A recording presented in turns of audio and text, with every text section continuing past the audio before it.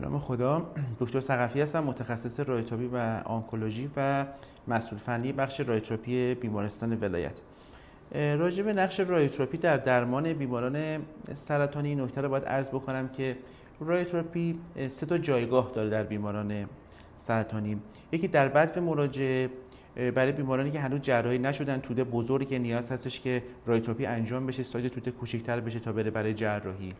در حالت دومی هستش که بیمار جراحی شده و برای اینکه حالا اگه سلول‌های میکروسکوپی ریزی باقی مونده در اونجا قرار دارن، ما بیام رادیوتراپی رو انجام بدیم در همون ناحیه و از احتمال عود رو کاهش بدیم. و سومین حالتش هم این هستش که بیمارانی هستن که سرطان از محل اولیه خودش خارج شده و به جاهای دیگه‌ای تهاجم پیدا کرده که بهش متاستاز گفته میشه، مثلا استخوان، که معمولا دردهای شدیدی داره و حتی با مخدر هم خیلی خوب جواب نمیده. ما بیام و اون ناحیه رو رادیوتراپی بکنیم که درد بیمار رو کم بکنیم.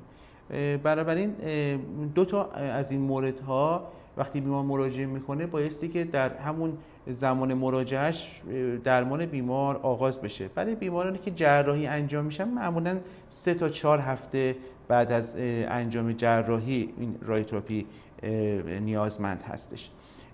به طور کلی درمانی که در اکثر نقاط حالا کشور داره انجام میشه رادیوتراپی به روش 3 بعدی هست که متوسط طول درمانی که بیمار میره زیر دستگاه هولوش 1 ربع که در عرض 1 ساعت یه چیزی حدود 4 تا 5 تا بیمار میشه درمان کرد و با توجه به حالا خصوصیت دستگاه، پرسنل، استراحتی که باید دستگاه داشته باشه، در روز یه چیزی حدود 50 تا 60 بیمار رو ما میتونیم درمان بکنیم.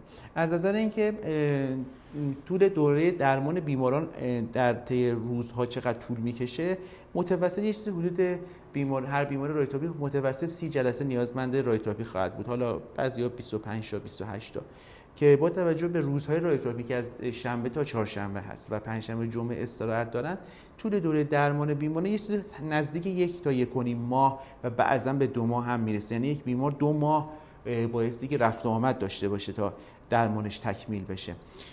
خب با توجه به این حجم بیمارایی که عرض کردم که در طی روز میتونیم 50 تا 60 تا بیمار رو درمان بکنیم و با توجه به اینکه استان قزوین برخلاف استان‌های مجاور فقط 1 دستگاه داره، یعنی استان‌های مجاور هم سیستم دولتیشون معمولاً بیشتر از 2 دستگاه داره یا خیریه دارن، همین که بخش خصوصی به هر حال اینها رو کمک میکنه.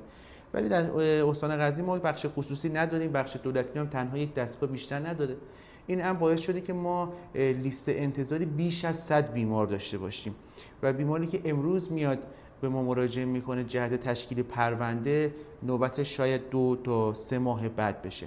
خب این تأخیر همه جوره به ضرر بیمار هست، هم به لحاظ اینکه اون بیماری که هنوز جراحی نشده، خب توده امکان داره بزرگتر بشه، امکان داره متاستاز داده بشه، یا اون بیماری که جراحی شده اگه رادیوتراپیش دیر بشه امکان عودش وجود داره، و اون بیمارانی که متاستاز هستن که خب واسه کاهش دردشون نمیشه درمان اورژانسی رو انجام داد. در نتیجه با توجه به این لیست انتظار طولانی، نه تنها دستگاه دوم 100% برای قزوین مورد نیاز هست، چه بسا دستگاه سومی هم ما نیاز داشته باشیم که بتونیم این حجم زیاد از بیماران رو بتونیم پوشش بدیم.